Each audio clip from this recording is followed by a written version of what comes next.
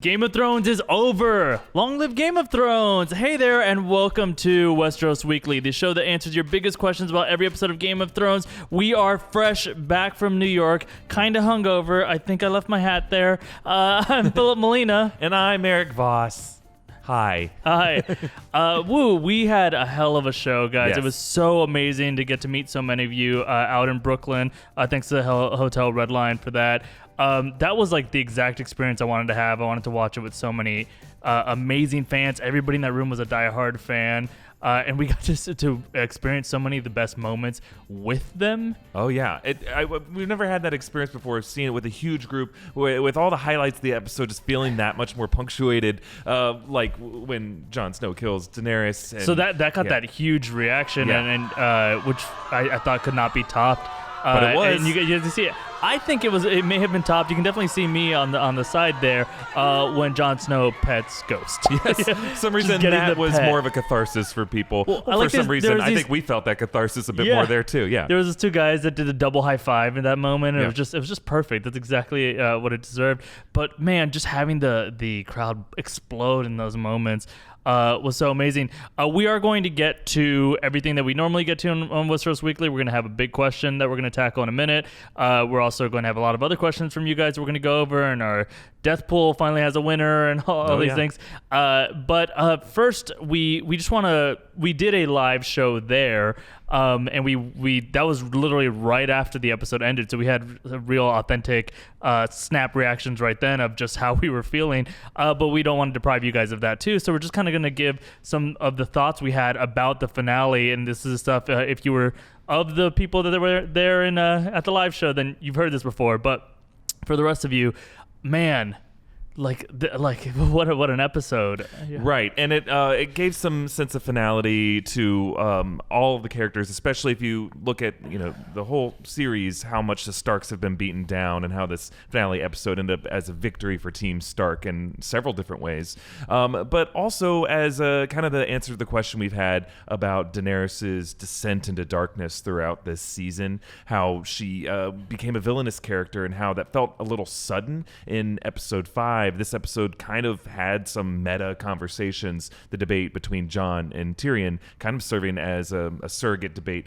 that was happening among the fans over whether or not it was justified. Which is pretty prescient that they were able to understand what the arguments were going to be, and was there enough. And I think that the writers were speaking through Tyrion, and apparently this was very much needed when he was recapping all of the different, essentially war crimes that Daenerys Targaryen has committed. They were kind of saying, like, did you guys forget that she was on her way there the whole time? Whether or not, I still have issues with the exact way it was done. I'm making a whole other video about that. But I do think that they were absolutely right that, the warning signs were there. Absolutely, and it felt like the whole season has been doing this, but kind of reminding us of everyone's past actions and their past journey. The way that scene reminded us of the fact that Jon Snow was resurrected, and this isn't just something that the show just did a couple seasons ago that we were meant to forget about and pretend never happened. No, they deliberately reminded us that he has this kind of power of the Lord of Light, and he has this kind of symbolic destiny that he's meant to fulfill. And in the breakdown, I get into more of the specific imagery of how that could be the case, and we'll talk about this on and on and weeks going forward.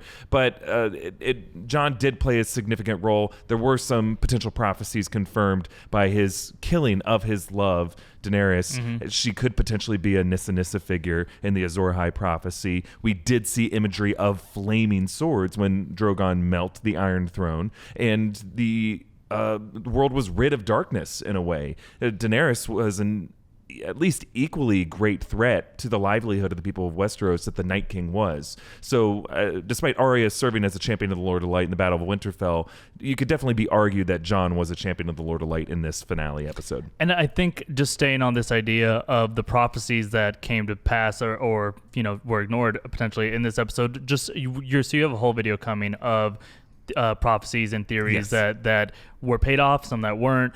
But I do want to acknowledge a more subtle one that was paid off. It's only subtle at first, or not subtle actually at first, and that's the vision from the House of the Undying that Dany has, where she's going to be walking through the Red Keep. The top is blown off. Turns out it was probably a mix of snow and ash is what was falling. Yes. And they do a lot of shot-for-shot recreation, so we all remember that's playing out exactly how it did then. The thing that I think we didn't realize then, but retroactively we could have realized spoiled all of Game of Thrones, was that originally that vision that she had ends abruptly, and suddenly she finds herself with Khal Drogo and her unborn child reunited somehow. Now, looking back, you can probably realize, oh, that's why. That's the last moments of her life, and then she's in the afterlife again with her, the man she loved and the baby she never got to have. Carried by the dragon that is her son, in a way, metaphorically speaking. And also named represents after Drogo. Right, yeah. So it does come full circle in that way. So if you're willing to have a detached look at some of these prophecies, which you should because they are metaphorical, the show did deliver on these. They weren't just brought up. And hopefully the book will continue to explore them more because prophecies, mythology, still, Winds of Winter and the Dream of Spring, we'll dig into these more because it's always been more present in the books than they've been on the show.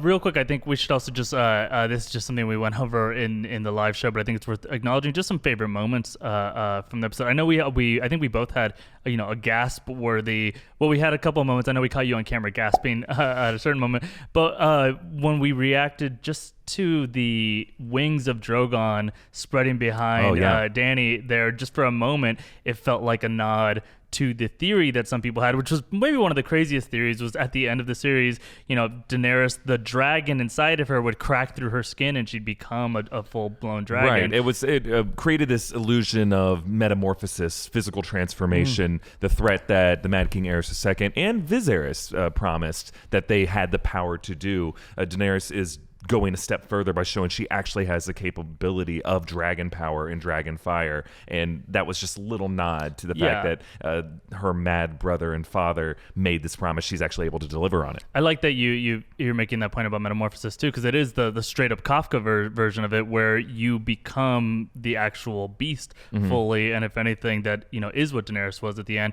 where we don't think of dragons as necessarily they've gone mad, right? It's just like a dragon is as a dragon does. And there's nods to like the Greek Ovid metamorphoses as well. This idea of by humans transforming into the beast, you kind of boil down to the pure essence of something that in a way becomes easier to destroy, as though we saw Daenerys kind of melt down from a complex human figure to just a pure rage-filled dragon who's willing to spread that rage and fire all over the world. In a way, makes it easier for Jon to kill her. And then on the opposite side of the spectrum, I just love sassy Sansa telling her uncle to sit down. Just real quick. I say it every year at Thanksgiving too. It never works. She's kind of speaking for everyone in that moment. Like, Edmund Tully, why are you even here? It's just like, what? You don't even go here. Yeah, exactly. You had an episode, dude, basically, and you were captured. No, I love that moment, and I mean, obviously the ghost petting Jon moment. You can see me in that moment freaking out and standing on someone's shoulders. Yes. That final montage, beautifully composed by Ramin Djawadi, kind of the 11th fan of this show, with the extra character who brings so much to this.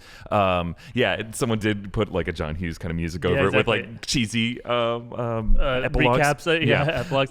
Speaking of epilogues, though, I think we should probably acknowledge just where these characters ended up and how we feel about that. Obviously, Sansa, we were just alluding to Queen of Danorth. Yes, Queen of Danorth felt like full circle for her. A lot of people wanted her to be Queen of Westeros as a whole, but in a way, just becoming Queen of just Danorth as its own independent nation is an even greater victory for her, because that's where her true allegiance lies. And if she were Queen of Westeros, it would be clear she would always show preferential treatment and potentially create further divisions and conflicts between the different kingdoms. You can't imagine her visiting Dorne. Right. It's never been interesting. She's never had any luck south, and the Riverlands was always a dark time for her. She pointed out, her family doesn't have luck going south. Right. So in the north is where she belongs. This is what she's always wanted. And I think she's always wanted independence and autonomy for the North. So the fact that she was able to achieve that is in many ways an even greater victory for her than the victory for Bran was by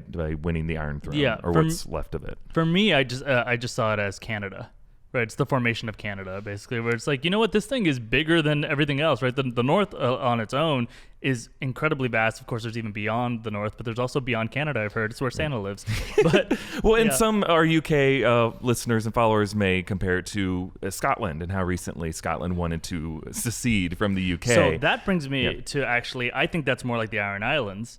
And I think we are getting to discuss that later in the episode of what's up with Yara Greyjoy and where the current status of the Iron Islands we'll have are. to talk about why haven't other kingdoms wanted or pushed for independence in that moment. Yeah, what about the other people we saw in the little council? What did you think of them? Where they ended up? I thought it was fitting to see Sam become the Archmaester, to see Davos become Master of Ships. A little odd to see Bronn become Master of Coin, because I don't see that guy having any kind of financial mastery or expertise. There's no way he knows any math. Right. Yeah, at all. Yeah. Even Daenerys showed that she had trouble with math as a kid, not knowing the difference between 20 and 1,000. She kept saying that again and again. She's like, remember, I got kicked in the head by a horse, and I don't know what 20 it smells like. So I think Bronn was given that position as kind of a punishment, because when Tyrion was made Master of Coin by Tywin in earlier seasons, and it was kind of almost a slap in the face, the way Cersei made Mace Tyrell Master of Coin in addition to Master of Ships, it's more of a burden than like a great job, but you can't deny that. Well, it's like the gift. treasurer in your club who actually decides whether or not you guys succeed, but everyone hates your treasurer. You get to be treasurer, and it's just like the nerd who you just want to shut up, so you give them that job. Also, Highgarden is in the Reach is like one of the richest regions of Westeros, so maybe just by his financial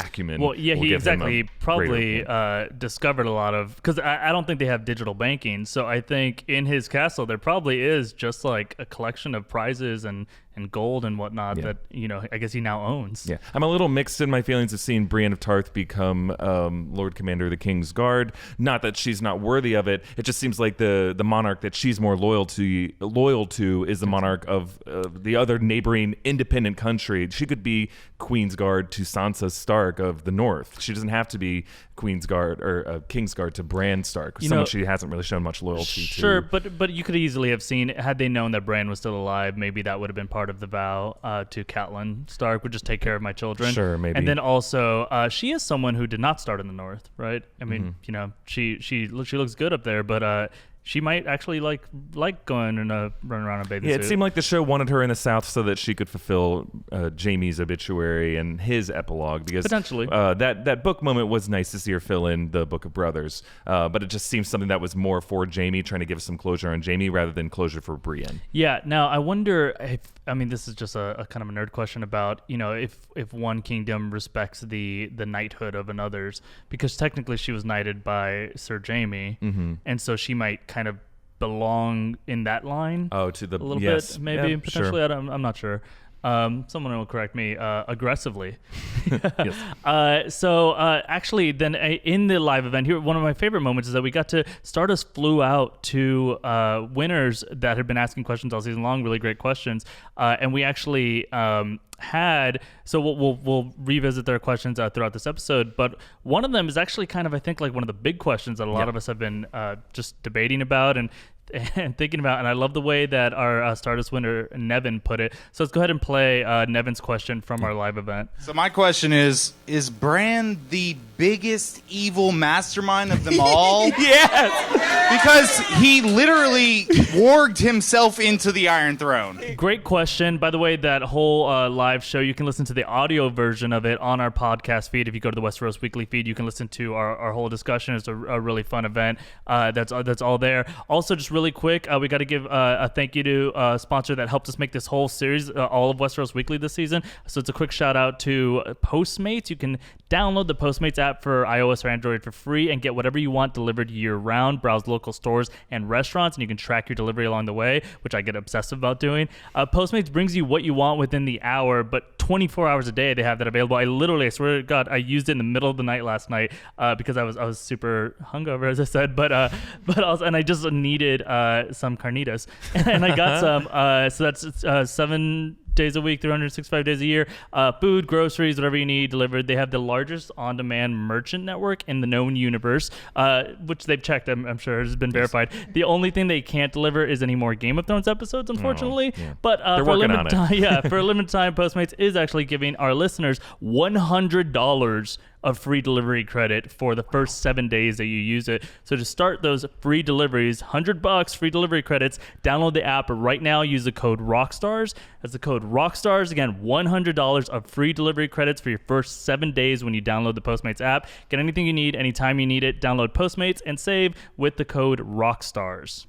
Okay, so we're answering this question about the big question. What was Bran's plan? Was this whole thing that we saw at the end of the show Bran's plan all along Is from he the a beginning? master manipulator? Yeah. Yes. Which it's interesting because you can look back at the past season or the past series really, but it all ends with Bran as the unexpected winner of the Game of Thrones because he knows everything, past, present, and future, and we know he saw this coming because he told Tyrion, "Why do you think I came all this way?" Sassy little Aaron. So it's possible that he didn't see every move moment to moment, but he knew enough to know that he would become king and that he would have to take the crown to serve as Lord Protector of the Six Realms. Well, and to reminder, he was offered to be the Lord of in the north of Winterfell. And in the Warden of the North, and you probably maybe have seen the meme where essentially he's like, "Oh no, thank you, I don't really want anymore." And then it's like, "Oh, what about King?" He's like, "Why you came? I think I came all this way." And it's like, "Oh, so was that a lie?" But I think we're fine. I mean, my assumption at least is no. It actually was. I don't really want your nonsense because that's not part of the bigger plan. Right. Or you can also read it as Bran didn't want this lower level position as part of his destiny to show the world that he does not want power. So if he was Warden of the North, that would count against him during this big council meeting. Was like, well, he took this lower level position of power, Warden of the North, Lord of Winterfell. So the guy does want power. Instead, Tyrion can better make the claim that this is the one person here who does not want any power. He doesn't want any part of the political games. That makes him that much more worthy of taking the role as king. Also, look at any person who's made it clear that they do want to be king or queen. It does not end well for them. Yes. Everyone who's wanted it has lost in some way or another. Yeah, so Tyrion earlier in the episode told Jon nothing's more dangerous than the rightful heir to the Iron Throne, which I think is kind of the deeper theme of this episode. And you could argue the whole series that really it's super dangerous when you have someone who has risen to a certain level of power who wants more power and they're within arm's reach of it. You got to watch out for that person. So instead, it's kind of like what Tolkien has said in Lord of the Rings, that the Hobbit is the most worthy of bearing the ring because their souls are the most uncorruptible. They're humble. They have no want for power. They're both physically and metaphorically with a way of arm's reach of any real power. So in the same way, I think Tyrion is kind of alluding to that argument with Bran. He's the most worthy because he doesn't want it. And I think also Tyrion is alluding to that. We joked a lot in the live show about what a nickname he gives him. Bran the Broken. So Bran the Broken over here, and Sansa's like, and his dick don't work. But he keeps repeating Bran the Broken, and it's like, yeah, we get it. You want the nickname to stick. But actually, if you think about it from this perspective of he's also doing a PR move right there of explaining this is a different system, and that does actually work for of all people standing there right there. Grey Worm, right? He was following the person who wanted to break the wheel. Well, how about the broken boy, the broken man, right? That doesn't sound like something that's from the previous wheel. Also, he knows something about wheels. Yeah. That's true. But let's look back at Bran's moves. How far back was this plan in place? Right. Has he been Littlefinger from the beginning? Yeah, basically. And we can look at early on in season 1, he received that cryptic dream from the three-eyed raven that he didn't understand at that moment, that you will fly. And in the books, he had the dream of flying over Westeros, seeing over everything. And then when he actually met the three-eyed raven, he told him, you'll never walk again, but you will fly, which Tyrion alludes to in this scene. Right. The boy who never walked again, but he flew. So maybe from that level, from that moment, Bran is starting to see a future for himself. And then in season 6, once he becomes the three-eyed raven, he actually had a vision of much of the conflict to come over the next couple seasons. He saw wildfire tearing through the tunnels beneath King's Landing. He saw the shadow of the dragon. He saw the shadow of the dragon, Daenerys' dragon, Drogon, flying over King's Landing and burning it. So he knew that both Cersei would become a mad queen and Daenerys would become a mad queen, things that would cancel each other out and create a power void. And then later on comes to realize that Jon Snow is Aegon Targaryen. Yes. So if he knows that secret, paired with the fact that there's going to be this issue between Daenerys and Cersei, and he knows there's a rightful king, he also knows that he can divide up the faith behind Daenerys by telling Sam and letting the word get out that Jon is actually the true heir to the Iron Throne. So that move right there, telling Sam at all, could have been a strategic move just to set up Daenerys' split of her counselors. Absolutely. And it's also a strategic move to tell Jon it's your choice. In the Godswood, to tell his sisters. He is empowering Jon to make these decisions so that later that will have a ripple effect when he's talking to Tyrion, who also says in this episode, she doesn't get to choose, but you do, And then when they're embraced in that moment, she says that the other people who might know what's good in the world don't get to choose. We get to choose. So Jon in that moment feels that sense of power. It honestly goes all the way back to when Aemon Targaryen at the Wall said, a day will come when men get to choose between duty and love. And that choice, Bran is lighting ablaze in Jon so that he will fulfill his destiny as this Azor Ahai figure to be the one to kill Daenerys, which will also take him off the playing board as well. Yeah, and I'll just throw out there, obviously, we've talked about this. Does he get the Night King off of the board just by giving Arya the dagger? Oh, for sure, uses, right? Absolutely. He's just like, all right, we'll take care of that. Arya will move in and take care of that threat. And then I'm still playing the political game on the side. And that's why, man, I wish we knew exactly what he told Tyrion in that conversation. Yeah.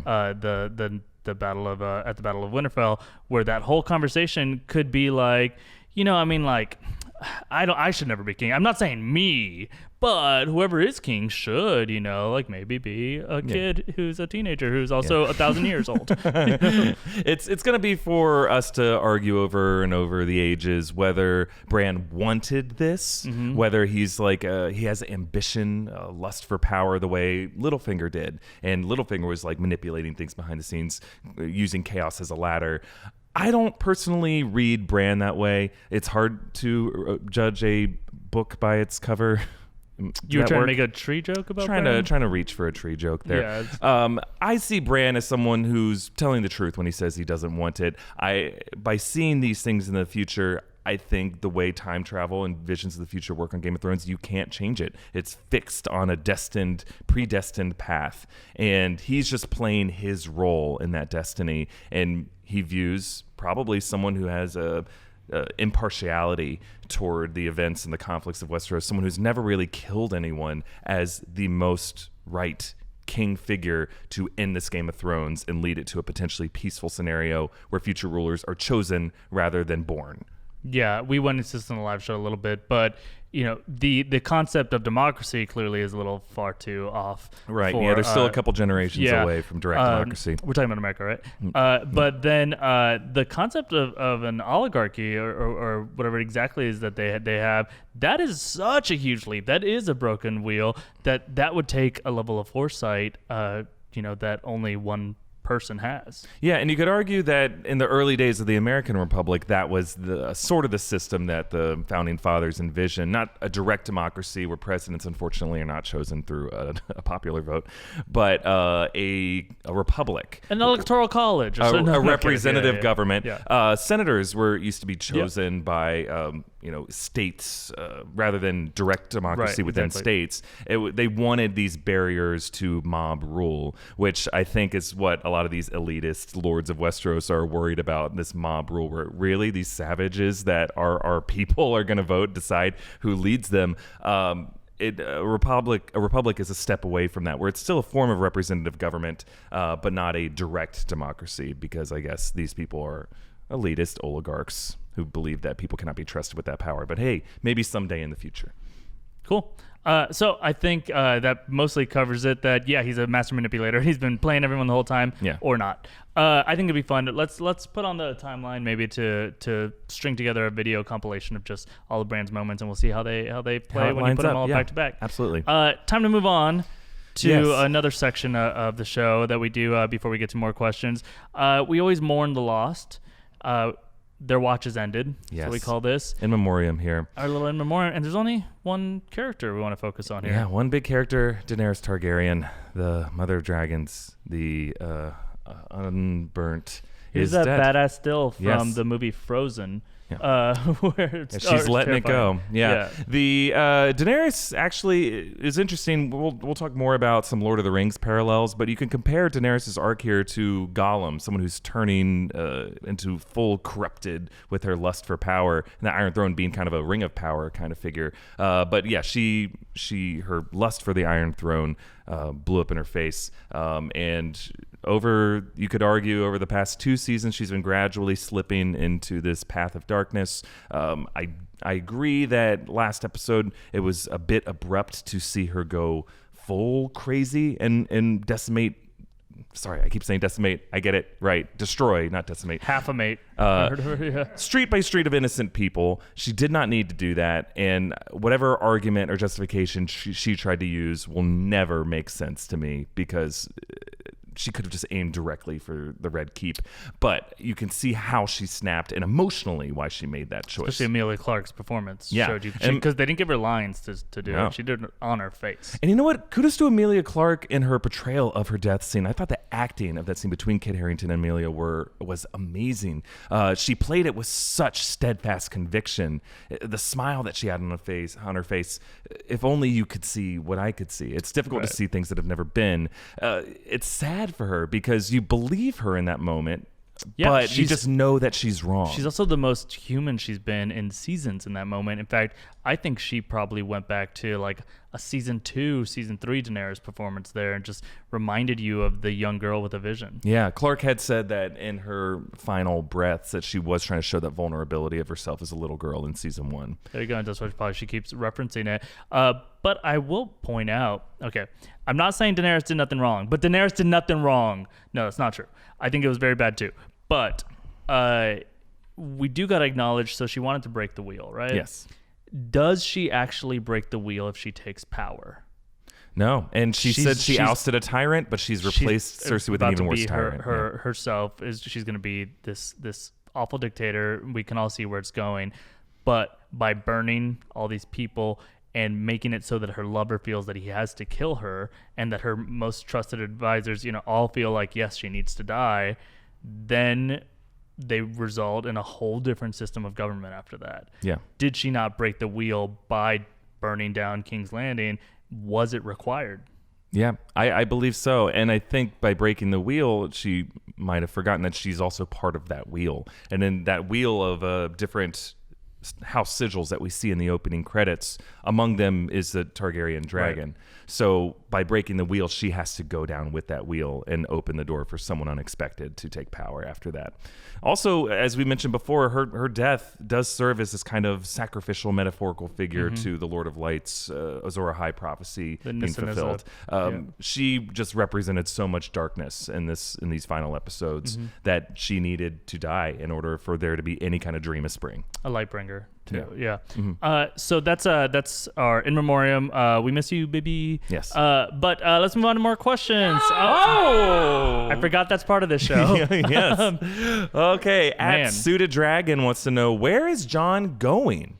That's okay, so question. At the end there, so in our final shots, we see a real good boy get his pets, and then we see Jon end the episode and the whole series. This is the last stuff we see by riding north beyond the wall, or what's left of it, the partitions, with Tormund and the rest of the remaining wildlings. So he's either, some people think that he was going to be now the leader of the wildlings, but I think that immediately would be abandoning what he just had been given. So I think he's probably more likely to be scouting either a new location for them, like potentially taking them back to Hardhome or something like that, and just giving a home back to the wildlings. Remember, he took these people from the place that they call their home in the true north. They don't think of the north as, actually that anything close to with their home. They've been offered lands there before, and they said they weren't into it. That was his vow back when he was with Ygritte, was that he would be able to bring them back. Also, this episode had Grey Worm and Brienne kind of pay homage to their dead loves, a lot like Jon is doing right here. Kind of like putting flowers on the grave a little bit. For Ygritte, yeah. But also, I think that, we talked a little bit about what the imagery of that last shot is and what it reminded us of. Yeah, absolutely. I mean, looking at the imagery of these living, breathing humans going northward and disappearing into the mysterious forest, so many of the shots in this final scene echoed the prologue scene of the series of the 3 Night's Watch Rangers going north of the wall and seeing this evidence of this creepy existential threat from the White Walkers coming south through the trees, of dead children resurrected with blue eyes as these kind of zombies.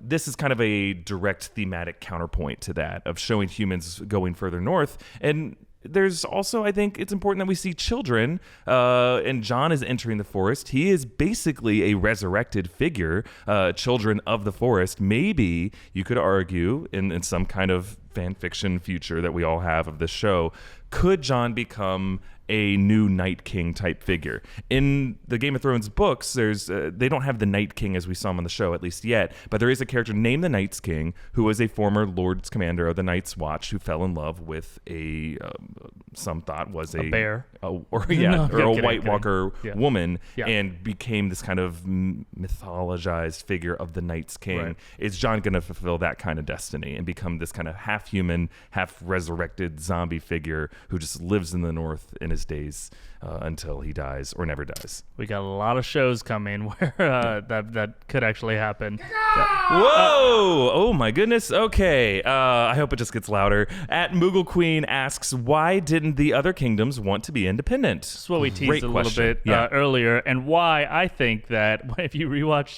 the scene in the Dragon Pit, Sansa's like, you know what? The North is gonna stay independent. Immediately cuts to Yara, and she's like, "What?"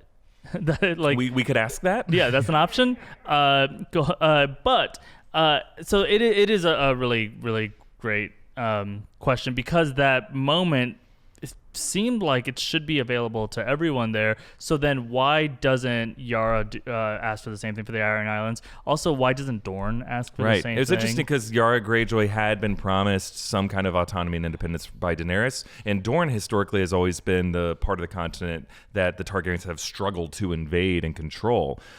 I think a good answer simply is that Sansa Stark and the northern forces are surrounding the city right now, whereas militarily speaking, there is no remaining navy of the Iron Islands. Euron used all of it. It's been destroyed.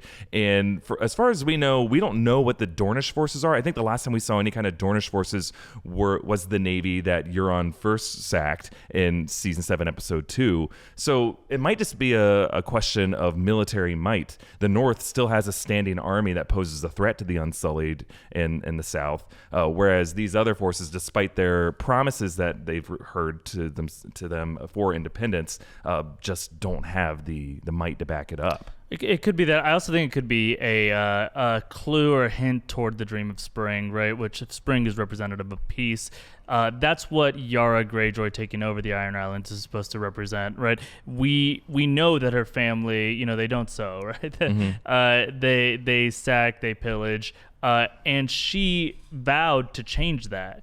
That if she were selected as the next leader, that she would reign, honestly, kind of like catch them up to Westeros, because they were still from left over from a different time. And this version of government that she's now, this is witness to this concept that maybe things can be different. Maybe we will actually be listened to now. We'll be heard. She's helping choose the king. Her vote technically would not have mattered if she voted differently. Mm-hmm. But this is an example that things are going to be different, and it potentially could be, at least more peaceful for a time. And Yara Greyjoy's Iron Islands don't need to behave the way her fathers did. Yeah. Which was multiple rebellions, and even throughout the show, before the show, she's keeping up to her own vows. Yeah, these kingdoms might see a benefit in trying to work with a monarch like Bran the Broken. Maybe they see some weakness there that they could try to exploit, and they want to continue to try to play this game, whereas Sansa has made promises to her other northern bannermen that they would be an independent nation. These other two didn't necessarily make that promise. Yeah. Speaking of the way that you could work with Bran the Broken, and not not this council, but the small council. I think that it's very telling the way that small council is set up. We're going to talk about that in just a second. But real quick, we just got to give a shout out to a few more sponsors that help us bring Westeros Weekly to you and all of our Game of Thrones content this season. Oh, yes. Starting with Care Of. It's a subscription service that makes it really easy to get personalized vitamins and more delivered straight to your door. Now that Game of Thrones is over, maybe you have some more time to get back into your routine, help you feel your healthiest. With Care Of, you take a fun online quiz about your diet and lifestyle, and you get a personal science-backed recommendation for vitamins, protein powders, and more. They take the guesswork out of being healthy and make it really easy and convenient. Here, so this is like a box I was sent from Care Of with just like these little packs of multivitamins, vitamin C, whatever I told them that I needed, and they determined for me that will help with my diet. And they have these packages. They're easy to grab and go. Like if you don't want to take it right away, but once you get to work, you'll be able to drink some water, and you can take them throughout the day when it's convenient for you, rather than having a big pill bottle and you will easily forget about it. Those you just carry in your pocket. And with the Care Of app, you can earn rewards for taking your vitamins, which is great. It gives you kind of like, it's like a Other game. than health. It should be a reward in and of itself, but let's be honest, we don't always take care of ourselves. This kind of makes it easy to track. Yeah. For 30% off your first Care Of order, go to takecareof.com and enter promo code Westeros30. Again, that's takecareof.com and promo code Westeros30 for 30% off your first order. Isn't that great? So thanks to Care Of for helping us out here. And then our final sponsor this week is Away Travel. They're a design company that makes the world's coolest suitcases. They're made of a polycarbonate material that's strong and super light, perfect for traveling north of the wall. If your wildling friends and your direwolf want you to go with them. To New York, we used these Away Travel bags. Thank you so much for helping us with that too. Yeah. So this is their everywhere bag, which is just great for small trips and even just, my day-to-day life. Some of their other models even come with a built-in battery to charge your electronic accessories. Very cool. We'll have that one too. Yep. You get your own cool away. You can get your own cool away luggage at awaytravel.com/rockstars and use promo code rockstars20 for $20 off your order. Again, that's awaytravel.com/rockstars and use a promo code rockstars20 for $20 off. Caca! Oh, do we have another beat you to it, bird. Oh, you just spat it at us this time. Maybe he's mad at me. At Ron McDowell asks, why does Bran need a Master of Whispers? So this is what we were getting at a second ago. This idea of Bran having clearly a small council here that was, in my opinion, filled in order of importance for what he needs and also for the time that we're going into. So a lot of people are asking here, why does he need a Master of Whispers? Because he knows everything, right? That's one of the big questions. But that's also, I think, something that they're trying to point out to us is he also doesn't have a Master of War either. Well, but what does he have, right? He has the people in place that will help rebuild. Yeah, reconstruction efforts, rebuilding the economy, and having, of course, a Kingsguard and having an Archmaester to remind us of history, which is something that's important to Bran. But in terms of a Master of War, we should remind ourselves a Master of War did not exist until Cersei recently reorganized the small council and then awarded that to her uncle Kevin as a way to try to reconsolidate power. It's some could argue just like the Bush administration creating the Department of Homeland Security. It's not a historically thing. It just, in that time, it became something that was needed. You could also say that like the Master of Whispers, this is something that like Varys held previously. It's something that Qyburn held recently. It's almost like the Westeros equivalent to the FBI or a spy espionage network information. Bran, as a three-eyed raven, I think people sometimes overestimate his powers. We don't know if he can see everything to specific photographic detail. It seems like he gets these kind of metaphorical images that he has to reassemble in his head. Maybe he wants a Master of Whispers as a way that, like when we go through TSA, studies have shown that the TSA at the airport, don't listen terrorists, doesn't always prevent. Like you can actually slip through a lot of things, but it's therefore symbolic reminders to remind people, hey, you're being watched. Maybe don't try to screw with us. The 1984 thought police. Right. Yes. It's just the concept that they will know what you're doing is the deterrent on its own. I also think, though, that it's kind of telling what we're looking at here for where we're probably headed toward, and that's a post-war reconstruction effort, which would tell you, if you're wondering what's Westeros like in a week, what's Westeros like in a year, and what's Westeros like in 5 years, there probably are going to be a lot of babies, but honestly, there's going to be a stimulated economy. I mean, this is like the nerdiest thing you can bring up, but this is an infrastructure plan that they're going into. That's a lot of jobs for a lot of people. That's a lot of money needing to move around. That actually is a stimulus that a lot of our country honestly is looking to go into an infrastructure plan and rebuild the highways and do things like that because it's so good for the people. So they probably are actually going to have a time of prosperity as well as a time of peace, which tends to mean a time of a lot of babies, which is going to replace a lot of dead people that recently. There's a lot of real estate around right now. I guess you have to build it up yourself too. But there you go, even more jobs. So they're actually probably headed toward probably one. How can I say probably a couple more times? They're probably headed toward one of the most prosperous times of Westeros history. Yeah, and it's not necessarily proven that he wants a Master of... He just noticed that there is no Master of Whispers or Master of War, and maybe that's just something that Bran just happened to notice, and he pointed out so that we can realize, these things are not a priority right now for this current small council and leadership. Yeah. Come at me, bird. Whoa, okay. You want to take this one? Yeah. I just wanted to know why the bird can't make it all the way over here if the bird can fly, but it can't make it to the other side of the table. He's got a human arm in him, too. It's weird. Baby birds do hop. It's adorable. At Ilana Loves DW wants to know, what are the Unsullied and Dothraki going to do now? Okay, yes. That almost cut my throat. So we know that Grey Worm and the Unsullied are sailing to the Isle of Noth. That was the homeland of Missandei.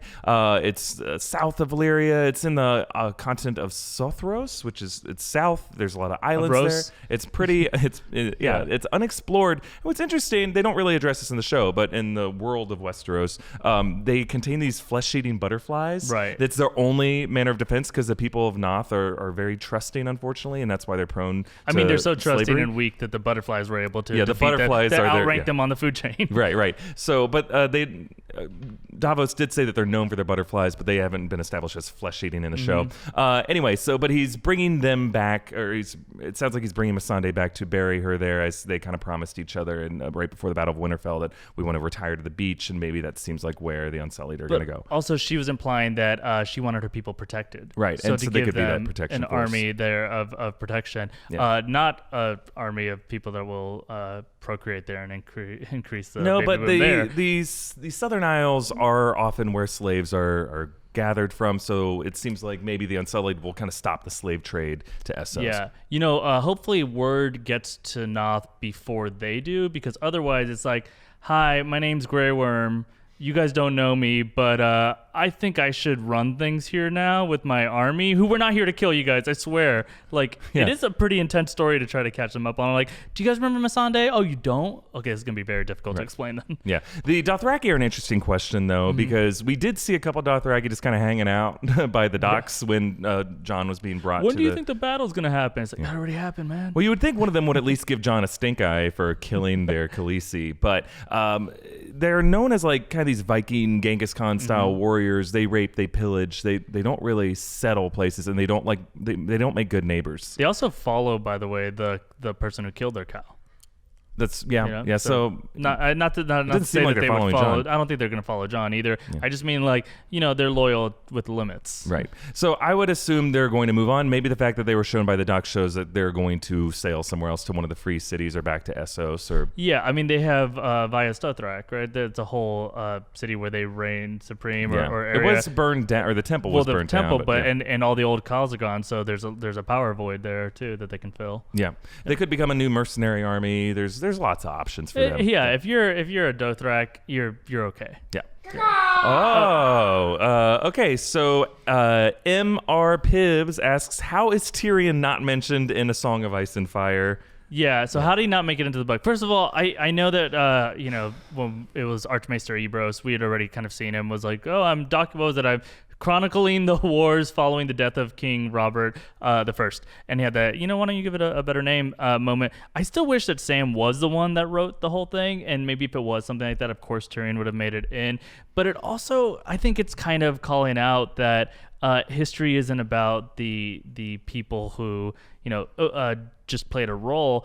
It's what Tyrion said, right? It's about the story. Right. And you follow people in these stories. And in our own history, we know the generals of the Civil War, and we know the president at the time.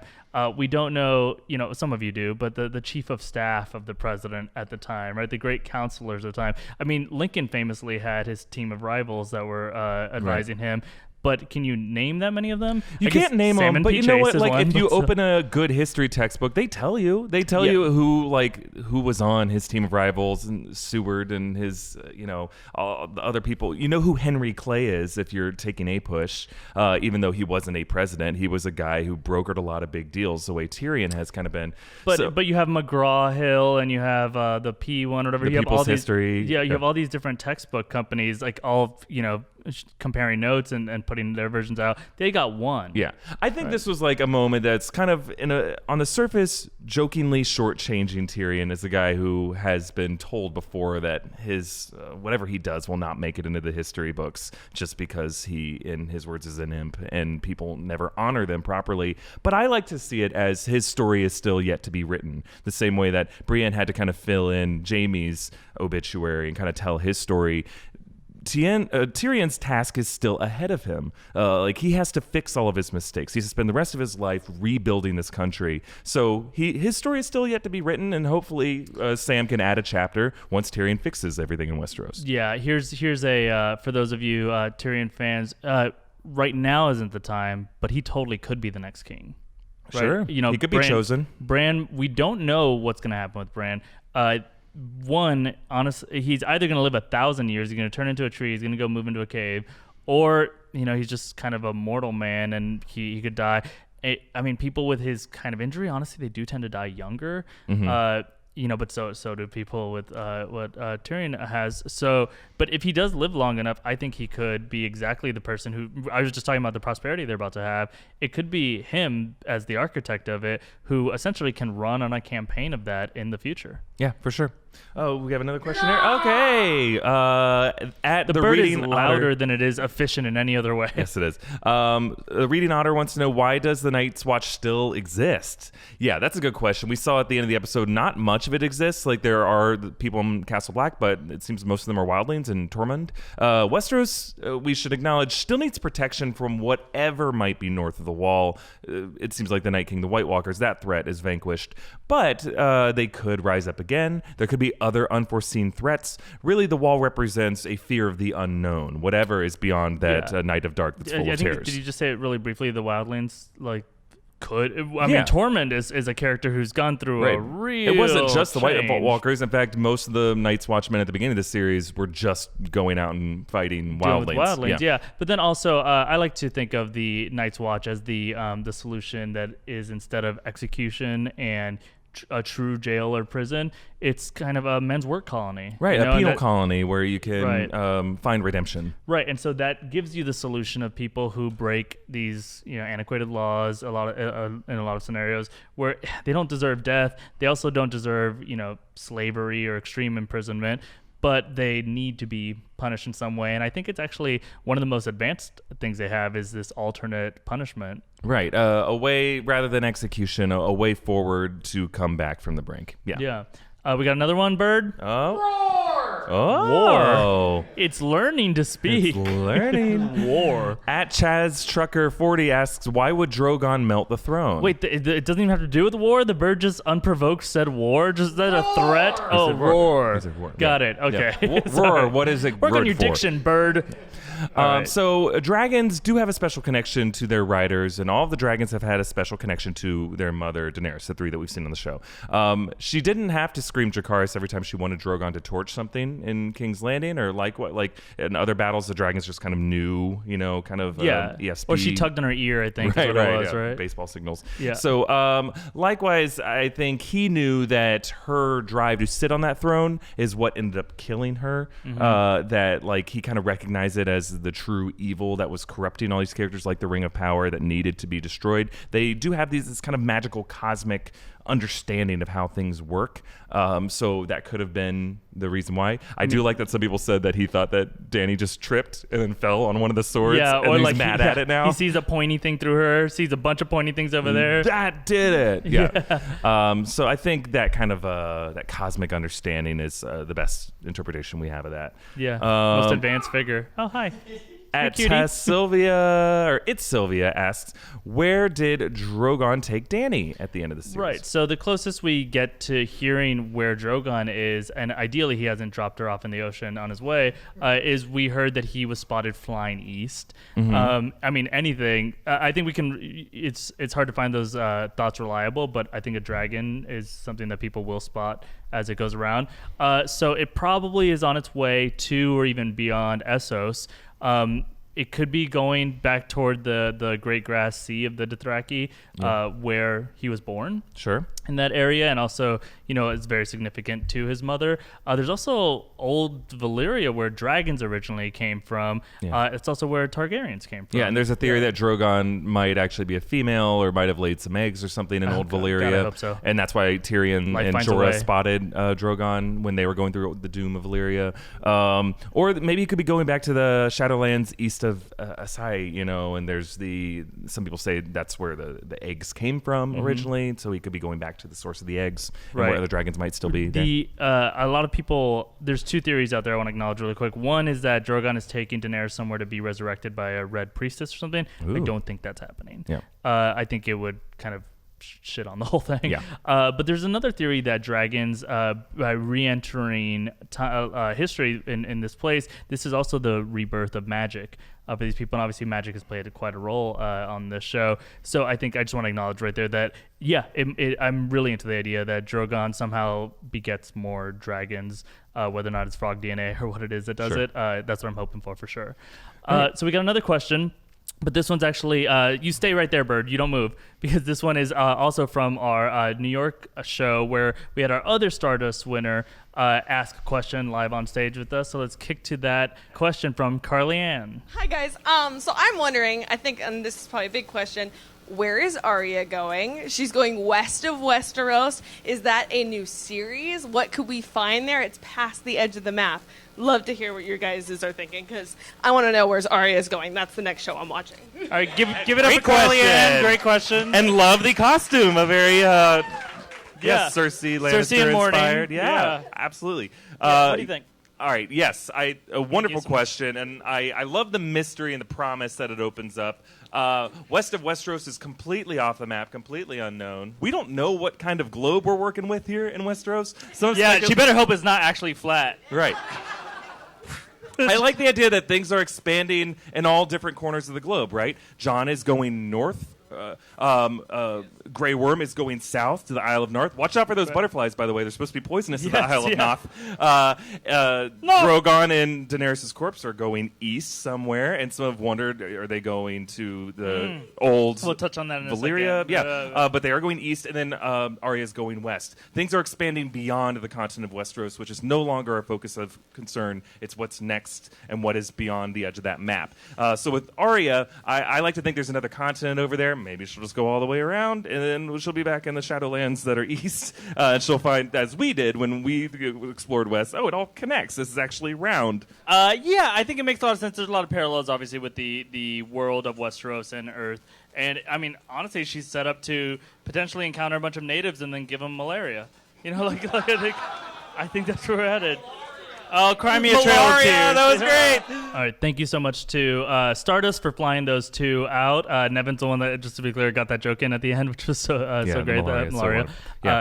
But moving on. To our kill count, so again, not a ton of bloodshed in this episode, except Jon, of course, killing Daenerys, always be my queen. And then Grey Worm, who we saw kill one Lannister soldier, but probably killed everyone in that lineup. Right. He was moving on to the next one. So some death. He wins that kill count, I guess, if we're looking for winners in that moment. But it was an act of war, or what is it? Not an act of war, war crime. A war crime. Yeah. Congrats. And moving on to the death pool. So at the beginning of the season, we invited all of you to participate in a death pool at guessthethrone.com. Over 2,000 people participated, and we had one winner. Isn't that crazy? One person got essentially everything or right. Or at least the most. Close to everything right. And nailed the 3 bonus questions of who would die first. This person's name. It's Tammy. Tammy, thank you for participating, and well done. Okay, so Tammy got the 3 bonus questions right of who would die first, which was Beric Dondarrion, of the different options who were given. Who would die last,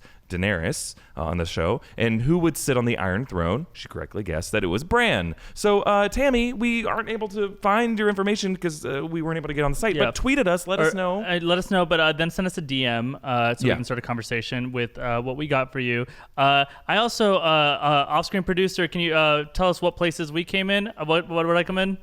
Filup was in tied for 398th. 8th place. Oh, wow. Wow. 8th place of 2000. 398th. I came in 398. Wow. Erik, who was in 567th. Oh, bummer. I was ahead of you for... I don't know how I missed on Mira Reed. She wasn't in the show at all. How is that? Yeah, the system was rigged. I thought Arya was going to die. I thought Varys would live. I thought Grey Worm and Jorah were going to die. Tormund, how did he survive? That's so crazy. I do think I was right about the last person to die. I said Daenerys would die. And I missed all the bonus questions. I said that Euron would be the first to die. I said that the Night King would sit on the Iron Throne. Yeah, I was pretty bad. And you said the whole thing was a dream, right? That was it was all a dream. Yeah. And off-screen producer came in tied for 86th. Well, too bad you're just doing a bird arm. And you can't work for a living. Yeah. And now it's time for our power rankings. It's part of the show where you guys decide who you thought won the episode. This is an interesting one. We sent out our Twitter poll last night. You voted. It's fairly even. But in third place, 24.8% said Bran the Broken, the new king of the Six Kingdoms. Of the Six Realms, but not 7, so maybe that's why he didn't come in first place. Right. And maybe it didn't feel like so much of a victory since someone else gave him that victory, which is our second place winner with 27.2% of the vote, Tyrion Lannister. It seemed to be like more of a power player that episode. More of you felt that he was the power winner. Well, I mean, dude, he comes out of a prison cell, gets told by a Grey Worm, "You're a prisoner, you're not here to talk," and then delivers a monologue for 4 minutes where he decides the king of Westeros. Yeah. Like, good enough speech. You get powerful. Some votes. But first place, most of you felt, with 29.5% of the vote, Sansa Stark, Queen of the North. Sit down, Uncle. Yeah, definitely a powerful victory for her. So whatever you felt that maybe she deserved to have the Iron Throne or to be ruler of Westeros, this, in more ways than some, is a big victory for her, and we should all feel great for it. I'm surprised Jon ended up in the top 3, personally speaking. Maybe people felt that his sentence Lord Commander of the Night's Watch. Yeah, but that's a powerful thing. He was able to fulfill destiny and kill the Mother of Dragons and got away with it.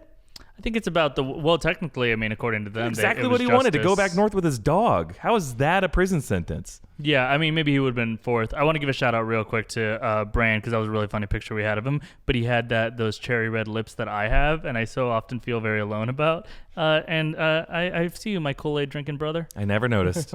Yep. Well, that's been enough for this Westeros Weekly. Not for the whole season. We're going to make at least another one of these, and then as many as you'll have. But thank you so much for watching or listening to these. Do not forget to just subscribe to the Westeros Weekly podcast feed. That I know for a fact is going to continue on, whether or not we make exactly the same things on the YouTube channel. We got really interesting, very fun stuff actually coming for the essentially Game of Thrones related stuff for the podcast feed. But then also our new MCU podcast feed, Inside Marvel, is doing great. Make sure to follow that one as well. It's got all of our content about Marvel in general, but still remnants of our Avengers Endgame stuff and what it all means. Yeah, a lot of you are worried like, oh, we don't have nothing to watch from you guys anymore. Guys, we're just getting started. It's like we're the HBO promos of like, it begins now. Like, really, we are rounding a corner and launching so many new things on this channel because of what we've been able to do with Game of Thrones. So we're grateful that it existed. We're grateful for all of you guys, and we look forward to what comes next, as you should as well. So make sure to follow our channel and our company on Twitter at New Rockstars, and all over the place on Instagram. We do all sorts of fun stuff everywhere. And tweet us anything related to Game of Thrones. Your questions ongoing, we're going to use them for video ideas. You can use the hashtag Westeros Weekly to make sure we find those. You can follow me on Twitter at Fimo and on Instagram at Philip Molina. You can follow me at EA Voss. All right, we got a lot of great videos and podcasts coming up, so stay tuned. Guys, thank you so much for the season. We got so much more coming still about it.